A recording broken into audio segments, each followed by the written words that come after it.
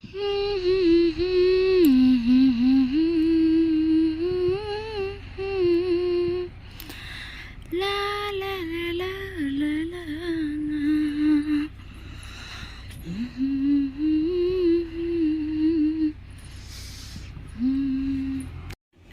বর্তমান আমিও মানে প্রচুর ঠান্ডাতে কাঁপছি, টুপি পরে আছি, আর একজন কাজে ওকে গিয়ে সোয়েটারটা পরিয়ে দিই। এখন খানিকটা এরকম দাঁড়িয়ে থাকবো, ঠান্ডাটা একটু কাটলে তারপর বাড়ির কাজে হাত দেবো। এ বান্দর বাচ্চা, তুই এত সকাল সকাল উঠে গেছিস কেন এবার বল? আটু তো দেরি অবধি ঘুমোতে হয়, এত ফার্স্ট সকালবেলা উঠে গিয়েছিস? আটু তো বেলা অবধি ঘুমোতে হয়, এত সকালবেলা উঠে গিয়েছিস? দেখ পুষি ওখানে এখনো ঘুমাচ্ছে, দেখ কি সুন্দর নাক ডেকে। তুই এত সকালবেলা কেন উঠেছিস বল? কেন?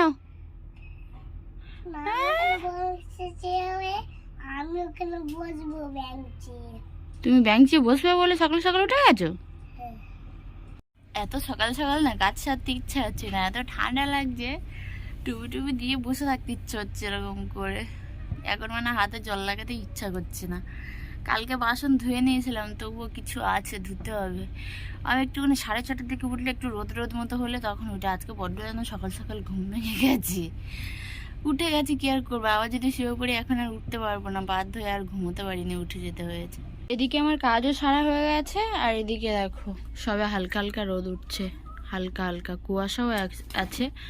কাল থেকে বাবা কেমন একটা ধোঁয়া ধোঁয়া টাইপের বের হচ্ছে জানো, এত ঠান্ডা পড়েছে। আমার যে সবে জল ঘাটলাম, জল ঘেটে এসে দেখো পুরো হাত ভিজে ভিজে আছে এখনো। যাই হোক, সবে কাজ সারলাম, আর এতক্ষণ পরে রোদ বাবা জীবন উঠছে। চলো আর একটাকে একটু দুধ বিস্কুট খাইয়ে দিও, সকালবেলা খিদে পেয়েছে বলছিল, যাই দেখে ওকে খাইয়ে দিই। সয়াবিন বড়ি কিনে নিয়ে এসছে, ভেবেছে ওর জন্য আমি চিপস কিনে নিয়ে এসছি। আজকে সয়াবিন রান্না হবে, ছুটে ছুটে এসছে চিপস। এটা কি তোর খাবার?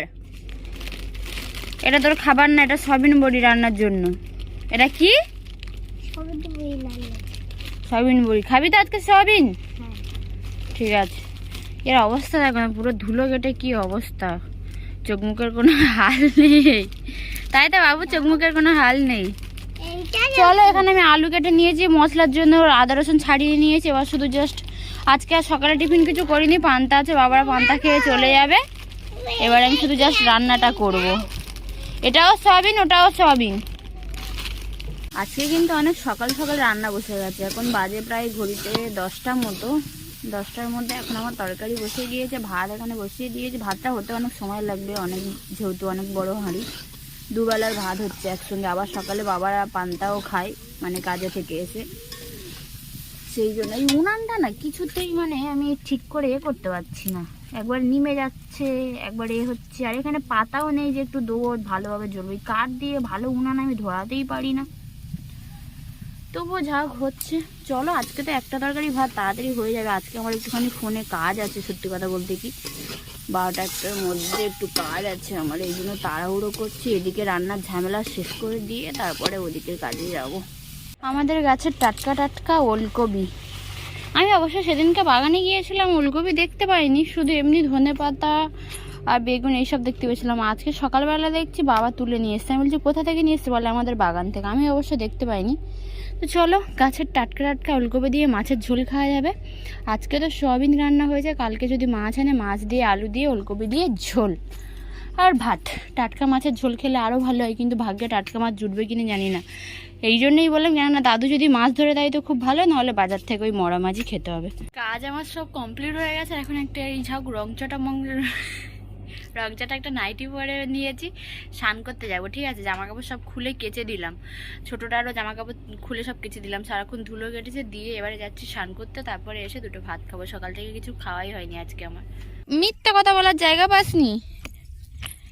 কোথায় যাচ্ছি? যাই, তুই ওইটাকে কেন নিয়ে এসছিস আমার সঙ্গে? বললুম না তুই একা হেঁটে হেঁটে চল, অত কিছু টেনে নিয়ে যাসনি। হে, এই ভাঙা নৌকাটা আমি সে আমার বিয়ের কত বছর আগে থেকে দেখে আসছি। প্রথম ভালো ছিল, রং করলো, করে ফেলে রেখে রেখে লাস্টে ক্ষত হয়ে গেল। একটু এলাম নদীর ধারের দিকে, রান্না বান্না সব কাজ হয়ে গেছে, বলি যাই একটুখানি ঘুরে আসি। কি সুন্দর দেখতে লাগছে দেখো নদীর পাড়টা, তাই না? আমি যেখানেই যাই না কেন ওর সব জায়গাতেই যায় আসায়। আমি বললি তুই একটু বস, আমি একটু আসছি, ও আমার সঙ্গে সঙ্গে চলে এসছে। এদিকে ছাগল ভেড়াগুলো সব দেখা যাচ্ছে। যাই আমি একটু এসছি, কাজ টাজ হয়ে গেল বলি যাই একটু ঘুরে আসি, একটু পরে স্নান করছি, ঠান্ডা লাগছে। সবে 12টা বাজে, কি হতো এখন 12টা বাজেনি, গিয়ে স্নান টান করবো, একটু এলাম, একটু এডিটিংয়ের কাজ করবো, একটু আপলোড করবো, করে তারপর যাব। তুই নদীতে স্নান করবি? করবি নি তো? তাহলে এখানে বসবি। এই যে ভাঙা জাহাজটার পরে আমিও এখানে বসে আছি, আর এই যে এখানে এই দুষ্টুমি করছে। একটুখানি চাদর মুড়ি দিয়ে রোদে বসে বসে রোদটা পুড়িয়ে নিই, তারপর গিয়ে স্নান করবো। বাবা আবার এসে আমাকে খুঁজবে এক্ষুনি, তাই তো বাবু? সব ভাবছি বন্ধুরা বেরো, সব ডিউটি ছুটি হতে পারে, তোদের ডিউটি কোনোদিন আমার ছুটি হবে না যতদিন থাকবো। বেরো বেরো বেরো, চল বেরো। বসি চলে আয়, গরু ছাড়তে যাবো আয়। এই এতগুলো ছাগল পাগল আর এতগুলো গরু যদি দুবেলা সকালে দিয়ে যাও, আবার দুপুরে নিয়ে যাও, আবার বিকেলে দিয়ে যাও, সন্ধে নিয়ে যাও, চল না রে, তাহলে কতটা বিরক্ত লাগে বলো তো। এই এদেরকে দিয়ে গেলাম, দিয়ে গিয়ে এবার একটু আজকে যাব বাগানে সবজি তুলতে। সবজি তোলার কারণটা কি তোমাদেরকে আমি বলবো, যেহেতু এই বিকালবেলা সবজি কোনো দিন আমি যাই না তুলতে, সকালেই দরকার হয়, কিন্তু আজকে বিকেলে তুলতে যাব। অবশ্য তার পিছনে রিজন আছে, সেটাও বলবো তোমাদেরকে।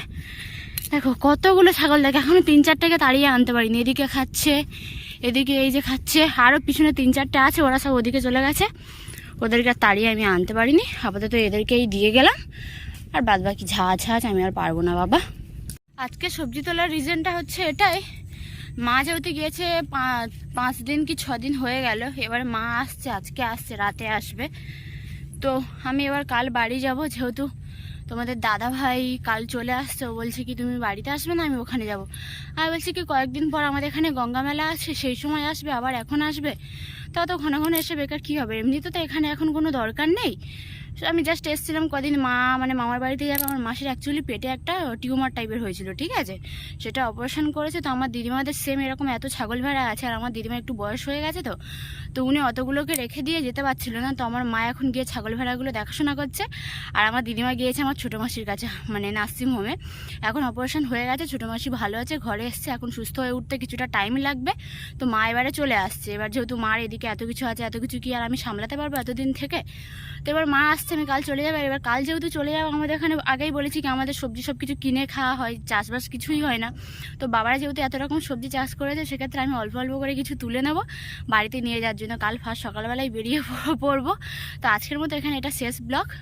তো চলো একটু বাগানের দিকে যাই, কি কি সবজি আনবো, কীরকম সব তোমাদেরকে দেখাবো। তোমরা দেখতে পাবে কিনা জানি না, দেখো কত মানে ছোট ছোট সব জাহাজ টাইপের যাচ্ছে, মানে জানি না, সম্ভবত হয়তো কোনো মাল বা কিছু যাচ্ছে হবে। এখানে আরও আছে, এদিকে দেখো 2টো আছে, সেদিকে আরও চলে গেছে, ঠিক আছে, অনেকগুলোই আছে আরও। সেদিকে দেখো, সেদিকে একটা বুয়া টাইপের আছে, ওটা মানে আমরা বলি জাহাজের সিগন্যাল টাইপের আমরা বলি, আদৌ সত্যি এমনিতে জানি না, তবে আছে, রাত্রেবেলা করে আলো জ্বলে।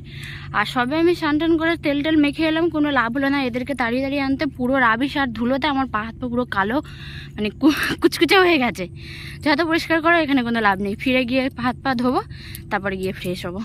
এই যে দেখো কতগুলো বিটুলি তুলে নিয়েছি, এই যে এতগুলো হয়ে যাবে, আর লাগবে না। এবার বাবা কিছু কিছু পাকা দানা করবে বলেছে, সব তুলবে না, কিছু কিছু রাখবে, জন্য খুব একটা বেশি নেবো না, মোটামুটি অনেকটা নিয়েছি, আর অল্প 2-1 নেবো, 2-1টা তুলে নেবো, নিয়ে চলে যাব। এবার কাঁচা টমেটো নেবো, পাকা টমেটো নেবো, আর কি কি সবজি আছে একটু ধনেপাতা নেবো, নিয়ে চলে যাব। মাকেও নিয়ে নিয়েছি, বাচ্চাকেও নিয়ে নিয়েছি, এই যে কতগুলো পুঁইশাক নিয়েছি। বাবা বললো তুই কি আমাদের বাড়িতে কতদিন এসে খেটেছিস, তার বদলে সবজি নিয়ে যাচ্ছিস, বলবে, ঠিক আছে। যাই হোক, না ওটা তো এমনি মজা করে বলবে। যাই হোক, সত্যি সত্যি বাবা মারা কোনোদিন ছেলেমেয়েদেরকে ওরকম বলতে পারে না, সেটা সবাই জানে। তো এখানে পুঁইশাক নিয়ে নিয়েছি অনেকগুলো, এটা পাতা আছে বলে অনেক মনে হচ্ছে, পাতাগুলো এত ব্যাগে নিয়ে যাবো না, পাতাগুলো সব বাদ দিয়ে তারপরে মানে ছোট ছোট করে কেটে ব্যাগের মধ্যে নিয়ে নেবো। আর অনেকগুলো বিটুলি নিয়ে নিয়েছি, এবার একটু ওই বাগানের দিকে যাবো, আর কি কি নেওয়া যায় দেখি চলো। এই যে ফুলকপি নিয়ে নিয়েছি, ফুলকপি এখানে 2টো নিয়েছি, এখানে 1টা নিয়েছি, আর বাড়িতে এখনো 2-3টা আছে, হয়ে যাবে। এবার কয়েকটা ধনেপাতা নেওয়ার পালা, নিলেই তারপর সেই বাগানে যাব। সেই বাগানেও কিছু নিয়ে আছে, আজকে অনেক রকমের সবজি নেবো, তোমরা খালি দেখতে থাকো।